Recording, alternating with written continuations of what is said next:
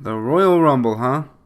You guys are gonna get sued? Despite the title, this is not a wrestling pay-per-view, but rather the second episode in the two-parter that introduces Princess Viera and Drillyon. And while I didn't think that the last episode was all that great, I am still invested in the story now that we have Drillyon to fill the general role left by Ripcon, plus this episode could be so good that it makes up for the flaws that I had in the previous episode. So let's see if Ninja Steel can do just that as we look at episode 15, The Royal Rumble. The episode opens with a scene where Princess Viera fights off Drillyon and the Lion Ship, only when the ship is shot down, we see Galvanax gloating about how the Rangers are doomed without the help of the princess. Madame suggests that they check to make sure of the ship's destruction, only to change her focus to the entering Drillyon, who Odious says got lucky that the Rangers didn't take him out. This obviously rubs Drillyon the wrong way, but before he can make Odious eat her words, Galvanax says she has a point, and charges Drillyon to make sure the Lion Ship's destroyed. Drillyon accepts the task, adding that he'll also destroy the Rangers for the fun of it, and as he leaves, Madame offers to upgrade his power, which is kind of odd since she just insulted him. I don't know your game, woman. Back with Princess Viera, she finds out that the Lion Ship's anti-gravity crystal was damaged in the crash before we cut to the Rangers entering shop class just as Mick finishes repairing their weapons. As the team talks about the new general, Calvin notices a lion pin on Haley's bag, which instantly turns into Princess Viera, resulting in the team holding a fight stance even after they recognize her. The teens do soften up though after Viera explains her Lion Ship crashed, thanking the Royal for helping them fight off Drillyon. The princess says she can help the Rangers defeat the general if they help her get her Lion Ship back in the air, but since the anti-gravity crystal is damaged, the ship needs a new source of power.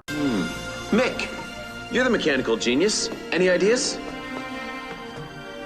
I'm not sure we should help her at all. Mick, how could you say something like that? Because she is the ruler of the Lion Galaxy. It was my home. Until the royal family took me and 100 others and sold us to Galvanax. You never told me how you ended up a prisoner on the Warrior Dome. No, because I don't like to think about it. But thanks to the likes of her, I haven't seen my parents in 20 years. He's right. I'm truly sorry, Mick. My family can be very cruel. The fact is, I came here to prove that I can rule with an iron fist. But you showed me that kindness is a better way. If you'll help me, I intend to go back to the Lion Galaxy, where I'll lead everyone the Power Ranger way.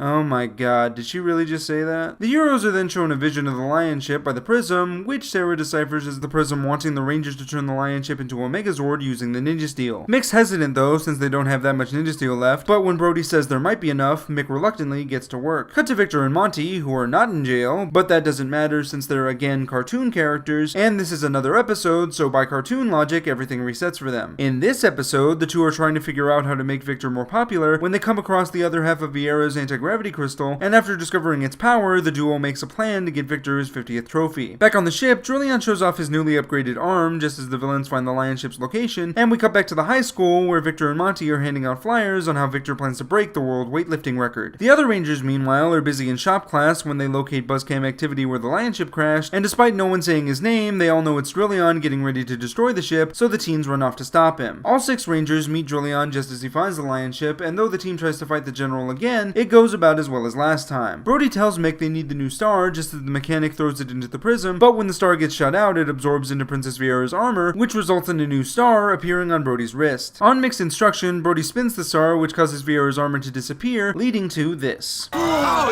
yeah!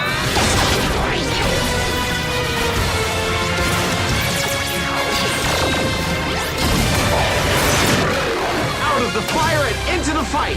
Lion Fire Red! What?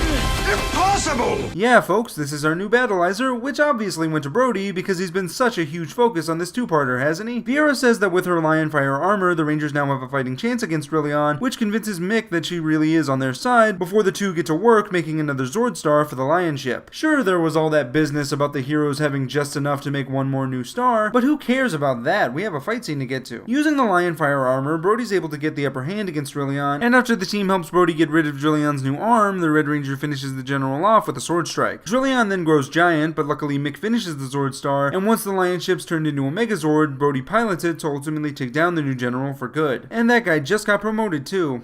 Sad. After the fight, the Rangers thank Princess Viera for helping them defeat Drillyon, but before the princess heads back to her own galaxy, she allows Mick to talk to his parents after all these years, who seem to be doing well even though their son was sold into slavery. Mick's parents ask if their son's ready to come home, and while Mick says he will return to them, that'll be after he takes care of things with the Rangers on Earth. Mick then thanks Viera for letting him see his parents again before repeating how he knows she's on the side of good, which I guess he had to do over since the Rangers are here now. Princess Viera thanks the Rangers for their friendship, and as she heads off into space, we hear that the team has her armor and Lion Zord at their disposal whenever they need them. Cut to the Rangers watching Victor try to lift a 2-ton weight, and though Preston and Haley notice the anti-gravity crystal on the weight, Brody tells them not to call attention to it since it could raise too many questions. Victor does end up revealing himself as a fraud though when he leaves the weight floating in midair to accept his trophy, and the episode ends with the announcer removing the crystal from the weight, causing it to fall through the floor, followed by Victor and Monty because cartoon. This episode is definitely better than the last one, but I still have my fair share of problems with it. In fact, many of the problems that I have are primarily because events that take place in the last episode don't really affect what happens in this episode. The biggest example of this is Victor and Monty, who ended the last episode by going to jail and yet are totally happy and carefree in this episode. Sure, their parents could have posted bail for them, but it feels weird that they don't even mention that happening in an episode that is structured to immediately follow the previous one. This is why I'm going to just see Victor and Monty as cartoon characters from now on that exist in their own show separate from the Rangers, and I would be completely ignoring them at this point were it not for them having to be involved in the final scene of every episode. This has also got to be one of the weakest introductions to a battleizer I've ever seen. Not the worst, mind you, Max still holds that title, but this is definitely up there. While we do focus on the Lion Zord and spend a good chunk of time with Viera, who's initially wearing the armor, these episodes don't put nearly enough focus on Brody, and he's the guy who actually gets the battleizer. In fact, Sarah has more of a right to get the battleizer since the last episode was at least about her, but I guess since Brody's the Red Ranger, he gets it by default. Granted, I may be marking this as a negative since I still don't like Brody as a character, but it does bother me that the episode devolves into the other Rangers just standing there and gawking at how cool Brody is in his new power-up in Megazord while he takes care of Drillyon all by himself. Side note, thanks for getting me excited about a potential new threat, only to get rid of him after 2 episodes. Also, what is with this show and putting a pointless Pink Ranger subplot at the beginning of an important 2-parter? Princess Viera never even talks to Sarah individually, nor references how the Pink Ranger helped her realize her good nature in this episode, and instead thanks all the Rangers for helping her realize how to be a good and kind ruler, even though she hasn't officially met them prior to this episode. Still, there is one thing that I did enjoy in this episode, and that was Kelson Henderson. Mick's scenes are surprisingly good given how left field his issues with the princess are, and I did legitimately feel for him whenever he got to see his parents again, though I do wish their acting was on par with his to give the scene more of an emotional punch. Overall, this is not a good episode and ultimately makes the entire 2-parter that much weaker because of where the story ends up. Still, there are sparks of quality here and there, with Mick scenes being highlights, and while I don't like Brody's character, I can see someone enjoying his fight against Drillyon. So while I can't recommend this episode, if you do happen to find clips of these scenes, you won't be disappointed. I'm Nick, aka IronBet1993, and may the power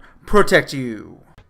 Please subscribe for reviews of Ninja Steel, episode reviews. Also check out Dino Charge reviews too, episode reviews. Also there's Ninjago, which has reviews too. Go! Please subscribe.